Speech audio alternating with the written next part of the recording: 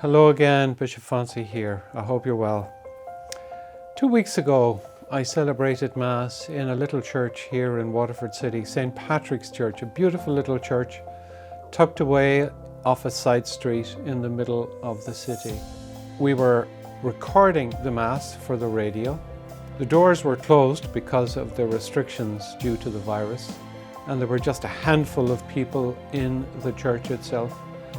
And after the Mass, one of the people said to me, "Bishop, it must have been like this during the penal times, when you had to celebrate Mass in secret." The penal times were those awful days back in the 17th and 18th centuries, with laws enacted specifically to target the Catholic community, keeping them poor and ignorant, without a vote, and keeping them from practicing their Catholic faith in public. The laws were harshly enforced in some areas, not so much in others, and indeed as the time went on and you got closer to the 19th century, that the laws were relaxed, until such a point in 1829 when the Catholic Emancipation Act was brought in with the great work of people like Daniel O'Connell and others. And then with that act, Catholics could once again celebrate in public. During those awful times, the penal times, priests were hunted, Mass was outlawed, and indeed not only were priests hunted, but it was an age of martyrs, many martyrs.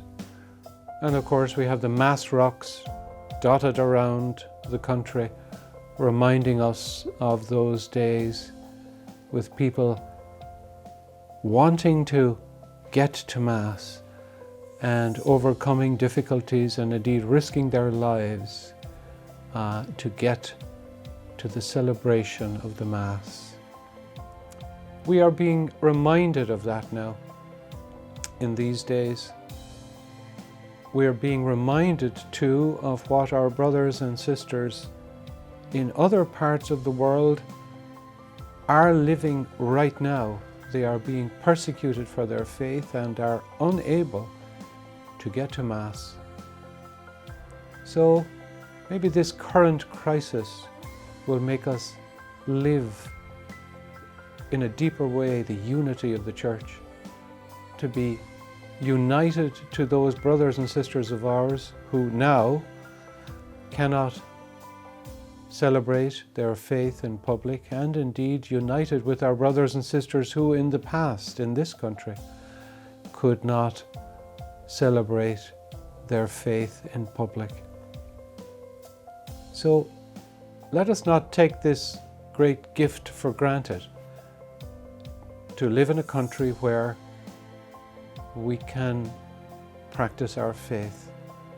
We know now that there are these extraordinary restrictions due to the health scare in this current crisis. But can't you see the value of being able to celebrate our faith in freedom? Maybe it will make us value it all the more. God bless you.